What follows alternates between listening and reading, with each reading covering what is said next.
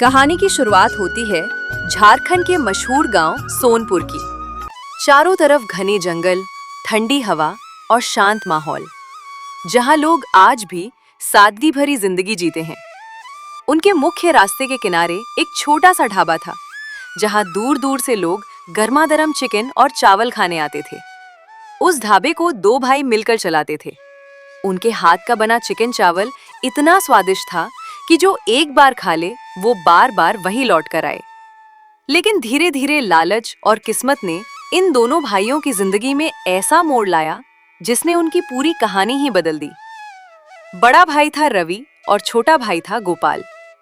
छोटा भाई गोपाल बहुत मेहनती था। वो सुबह 5 बजे उठकर बाजार से ताजा चिकन लाता, मसाले लाता, चावल धोता और मसाले तैयार करता। दोनों भाई आपस में कमाई आधा आधा बांट लेते, क्योंकि उनके पिता जाने से पहले कहे थे कि दोनों भाई साथ में ही काम करना। जो भी लोग वहां खाने आते वो कहते, अगर असली स्वाद वाला चिकन चावल खाना हो तो रवि और गोपाल की दुकान पर जाओ। हाँ भाई, कुछ भी कहो, घर के बने हुए चिकन चावल से कई गुना उनके ढाबे का चिकन चावल अच्छा लगता है। क्यों नहीं लगेगा भाई, हमारे झारखंड का बना हुआ मसाले का स्वाद जो है।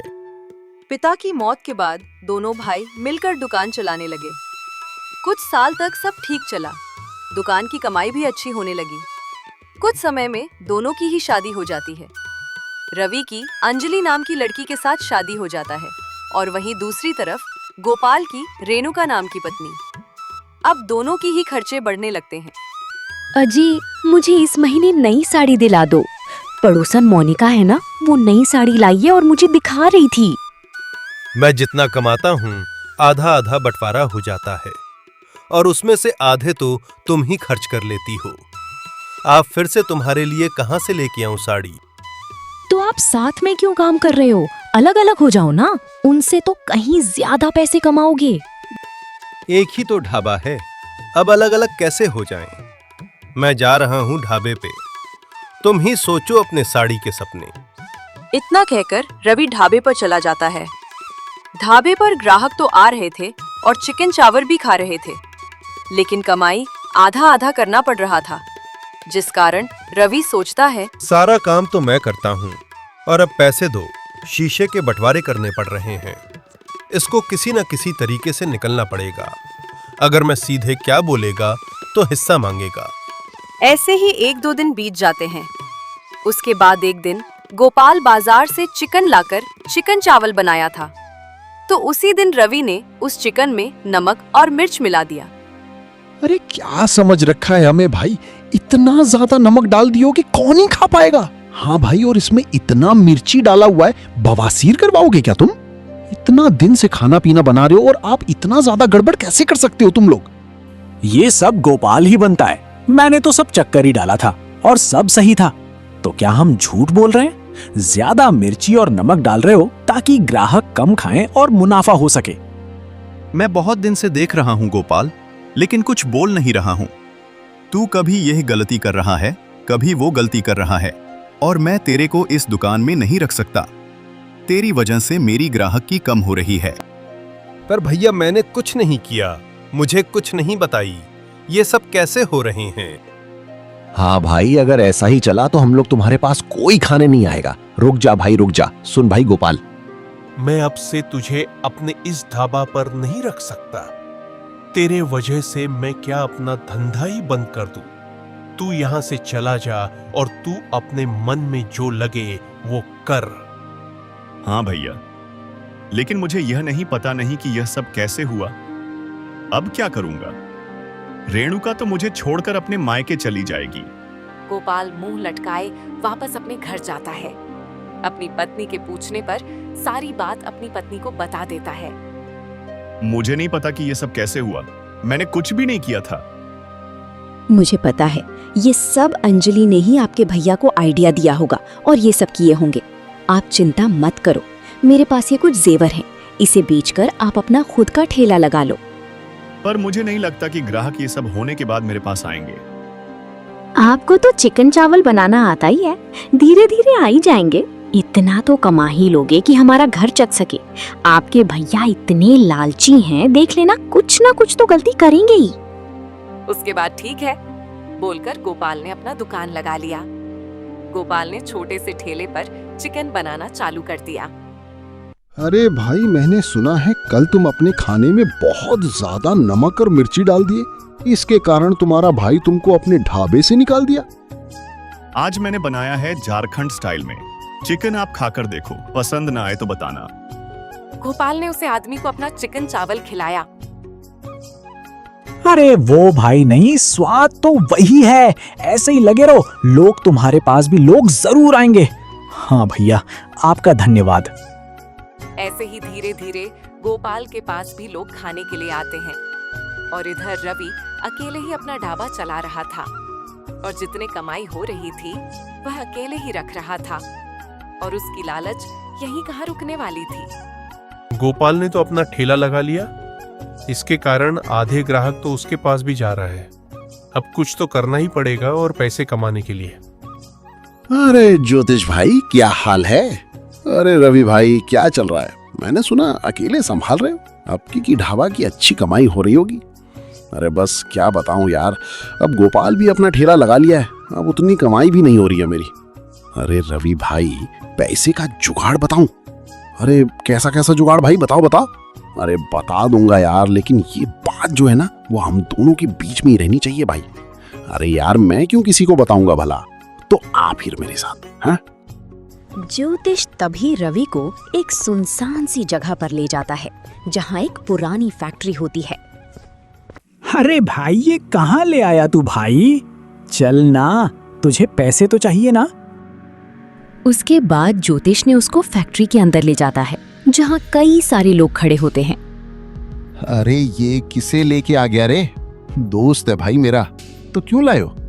काम ढूंढ रहा है भाई, तो ये मदद कर सकता है आपके धंधे में, और इसकी चिकन चावल की एक ढाबा भी है। अच्छा, तो बढ़िया है, इसको अंदर ले जा, माल दिखा। उसके बाद ज्योतिष ने रवि को उसे फैक्ट्री का माल दिखाने ले जाता है। रवि उस सामान को देख कर घबरा जाता है। अरे तो देखकर चौंक क्यों गया? यही गुप्त काम करना है तुझे। अरे ये सब काम मैं कैसे कर सकता हूँ भाई? पुलिस वलिस का भी तो डर है। अरे भाई, पैसे की तो सोच, जिससे तू एक महीने में इतना पैसे कमा लेगा। उसके बाद तू अपने 3-3, 4-4 ढाबा खोल सकता है। एक बार की बात है, उसके बाद तो तुझे कोई टेंशन ही नहीं लेना। ये सब सुनकर रवि के मन में भी लालच आ जाता है। कहीं ना कहीं उसे भी थोड़ा सा डर लग रहा था। अरे देख लिया क्या क्या है तेरा, लेकिन सुन लो रवि बाबू, अगर इस बारे में किसी को भी बताया तो तुम्हारे लिए अच्छा नहीं होगा, सोच लो। भाई, किया में मुझे सही नहीं लग रहा है। काम करने से कुछ होगा तो नहीं ना? हाँ, इसमें इतना पैसा है, तुम कभी कमा भी नहीं पाओगे। सोचो मत, चुपचाप ये बेचना चालू करो। कितना पैसा कमा लोगे कि गांव का अगला सरपंच बन जाओगे। वो लोग इतना पैसे का लालच दे देते हैं कि रवि अपने आप हाँ कर देता है। उसके बाद रवि अपने घर आ जाता है।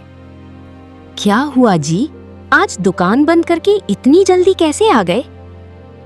उसके बाद रवि ने अपने साथ घटी सारी घटना अपनी पत्नी को बता देता है। और ये कितना अच्छा मौका है, बस 1 महीने की बात है, उसके बाद जितने पैसे होंगे उससे हम 2-4 ढाबा और खोल लेंगे। और कुछ हो गया तो? एक तो हमारा धंधा सही से नहीं चल रहा है। आप बहुत सोचते हो जी, कितने पैसे मिलेंगे वो भी तो देखो। अंजलि भी बड़ी लालची किस्म की औरत थी। वो इतनी कमाई देखकर कभी नहीं चाहती थी कि ये अपना धंधा बंद करे। कमरे में कुछ देर के लिए सन्नाटा छा गया। पर बेचेंगे कैसे? पुलिस वगैरह ने देख लिया तो? अरे तो तुम सामने से थोड़ी बेचोगे, छुपा के बेचोगे। उसके बाद अगले ही दिन। हाँ भाई, क्या सोचा तुमने? अब तुम्हारा मन क्या कर रहा है बताओ। हाँ भाई, मैं बेचने के लिए तैयार हूँ, शुरू कब करना है बताओ। ए भाई, तुम आज से ही शुरू कर दो, मैं शाम तक बाकी अपने वाला सामान भी ले आता हूँ। ठीक है भाई। उसके बाद वो अपना दुकान चलने लगता है और शाम होते ही ज्योतिष सारा सामान ढाबा के अंदर रखवा देता है। हाँ भाई, सारा सामान मैं अंदर में रखवा दिया हूँ, तुम मजे करो और पैसे छापा पैसे। ठीक है भाई, कल ही अपने चिकन चावल के साथ और सामान भी बेचा करूंगा। उसके बाद अगले दिन रवि सुबह सुबह ही अपना ढाबा लगाकर चिकन चावल बनाने लगता है। अरबाज तैयार था अपने साथ सामान बेचने के लिए। तभी उसकी दुकान खोलते ही एक सुजीत नाम का शराबी आदमी आने लगता है। अरे भाई जल्दी से मेरे लिए एक प्लेट चिकन और चावल लगा दो, खासकर चिकन अच्छा डालना। रवि उस आदमी को देखकर सोचने लगता है। यहीं से अपने ग्राहक की शुरू करता हूँ। सुजीत भाई, वैसे आपके मतलब का और सामान भी रखा है। मेरे मतलब का कौन सा सामान?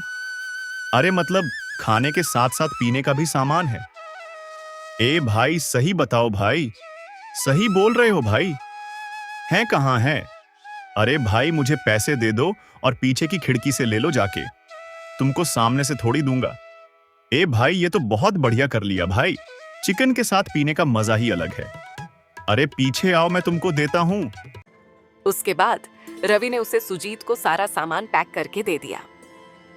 अरे भाई मौज कर दी तुमने तो, आज तो मजा ही आ जाएगा। अरे कोई दिक्कत नहीं है भाई, अगर और किसी को जरूरत हो तो उन्हें भी बता देना। अरे भाई शाम तक तुम देखना, भाई शाम तक कैसी लाइन लगती है तुम्हारी इस दुकान के बाहर। ठीक है भाई, बता देना। और शाम तक सुजीत की बात सच हो जाती है।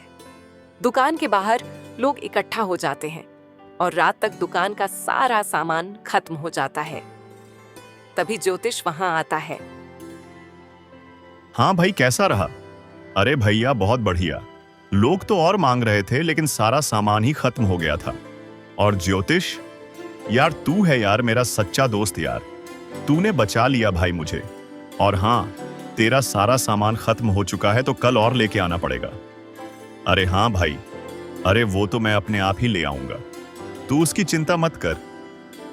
हाँ मैंने बोला था ना, तुम्हारी ऐसी कमाई होगी। गोपाल भैया की दुकान पर इतनी ज्यादा भीड़ कैसे लग रही है? सुबह से शाम हो जाती है, इसके यहाँ इतनी भीड़ लगी होती है। तभी उसको सुजीत आते हुए दिखाई देता है। गोपाल तुरंत सुजीत के पास जाता है और उससे पूछता है, अरे सुजीत भाई, तुम आजकल हमारी दुकान पर नहीं आ रहे हो? तुम्हें पीने के बाद चिकन खाना अच्छा लगता है ना? अरे क्या बोलूं भाई, उधर चिकन के साथ पीने को भी मिल रहा है। रवि भैया की दुकान पर तो सब लोग वहीं जाते हैं। इतना बोलकर सुजीत वहां से चला जाता है और इधर गोपाल को समझते देर नहीं लगती कि ये किस बारे में बात कर रहा था। अच्छा तो भैया आप ये गलत काम भी करने लग गए हैं, इसीलिए उनकी ढाबा इतनी ज्यादा चल रही है। उसके बाद तुरंत गोपाल अपने भाई के पास जाता है। ये क्या सुन रहा हूँ रवि भैया, आप पैसे के लिए ये काम भी करने लगा गए हैं। हमारे पिताजी की क्या इज्जत रह जाएगी भैया? अब तो मुझे ज्यादा ज्ञान मत दे, पैसा है तो सब कुछ है, वरना लोग कोई भी नहीं पूछता है। जाके अपना काम कर। भैया आप खुद ही सोचना, ये जो कर रहे हो ये सही नहीं है। लेकिन इतना कहकर गोपाल वहां से चला जाता है और इधर रवि भी दुकान बंद करके अपने घर आ जाता है। कभी कभार लगता है कि कुछ गलत तो नहीं कर रहे हम। आज तो गोपाल भी आ गया था और उसको भी अब यह पता चल गया है। अरे तुम इतना मत सोचो आज के बारे में, ये सब तो काम धंधे में होता ही रहता है। अगर तुम उन्हें नहीं दोगे सामान तो वो कहीं और से ले लेंगे। अंजलि बड़े ही लालची किस्म की औरत थी। वो इतनी कमाई देखकर कभी नहीं चाहती थी कि ये अपना धंधा बंद करे। ऐसे ही उसकी खूब कमाई हो रही थी, ऐसे ही भीड़ लगी हुई थी। अरे भाई पहले मुझे दो, अरे भाई हम भी तो खड़े हैं, पहले हमको देगा। इन लोगों के चक्कर में कहीं पुलिस ना पकड़ जाऊं। ये लो तुम्हारा सामान और जल्दी से जाओ यहाँ से। रवि ने आज तो जल्दी जल्दी उन लोगों को सामान देकर भेज दिया, लेकिन कहीं ना कहीं रवि को भी डर लगा रहता है कि कोई गलती ना हो जाए। ऐसे ही एक दिन रवि अपने घर की ओर जा रहा था। तभी वहां पास में ही दो लोग आपस में बात कर रहे थे। भाई तुमने सुना, और रवि अपने चिकन चावल के साथ क्या बेच रहा है? अपने पिताजी की तो नाम ही डुबा के रख दिया उसने। हाँ भाई, और तो और मैंने सुना था वो सुजीत उसके वहां से इतना सामान लेके जाता है और उसके बाद रात को अपनी पत्नी को बहुत मारता है। हाँ भाई मैं भी सुना है, जब से ये हमारे गांव में ये सब चीज बेचना चालू किया है, गांव में तो सबके घर में रोज झगड़े होते हैं। ये सब बात सुनकर रवि भी बहुत उदास हो जाता है और तुरंत ज्योतिष के पास जाता है। मैंने कहा था कि हम गलत कर रहे हैं, कहा था मैंने है। देख ले, अब गांव में लोग कैसी बातें कर रहे हैं, और तो और कितने लोगों का घर भी बर्बाद हो रहा है इससे। भाई ज्योतिष भाई, अपना सामान वापस ले जा और मना कर दे उन्हें भी कि मैं अब यह नहीं करने वाला। भाई हाथ जोड़ता हूं। तू क्या बोल रहा है भाई? अरे इतनी जल्दीबाजी मत कर यार। अरे नहीं भाई, हो गया मेरा भाई, अब नहीं। अच्छा ठीक है, मैं देखता हूं। उसके बाद ज्योतिष अपने घर आ जाता है और सारी बातें अपनी पत्नी को बताता है। तुम ही सोचो, भाग्यवान अगर उस सुजीत की जगह में होता और रोज तुम्हें ऐसे पीड़ा देता तो कैसा लगता? मुझसे और यह गलत काम नहीं हो सकता। सही कह रहे हो जी, मैं भी पैसे के चक्कर में आंधी हो गई थी। अब से हम ये काम नहीं करेंगे।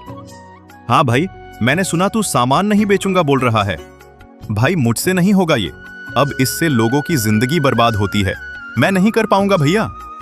तेरे यहाँ से मेरा बहुत ज्यादा कमाई हो रहा है, मैं तुझे ऐसे कैसे जाने दे सकता हूँ? तू बंद करेगा तो देख लेना। ऐसे ही खूब धमकी देकर वहां से चला जाता है। भगवान अब क्या करेंगे? अरे अरे, मैं अब इस पाप में भागीदारी नहीं करने वाला। गोपाल सही कहता था, यह गलत काम मुझे नहीं करना चाहिए था। तो आप क्या करोगे आप? अगर हम उनका सामान नहीं बेचे तो? यह तो हमको धमकी देकर गया है, वो जो मुझे बहुत पहले ही कर देना चाहिए था। पुलिस के पास जाऊंगा और सारी बातें उनको बताऊंगा। जो अपना ढाबा है सब कुछ मैं गोपाल के नाम कर दूंगा। अगली सुबह पुलिस उस गैंग को पकड़ लेती है। फिर क्या था, दोनों भाई साथ में मिल जाते हैं और दोनों मिलकर साथ में ढाबा चलाने लगते हैं। तो दोस्तों, कभी भी गलत काम मत करना। जो आज आप दूसरों के साथ कर रहे हो, कल आपके साथ भी हो सकता।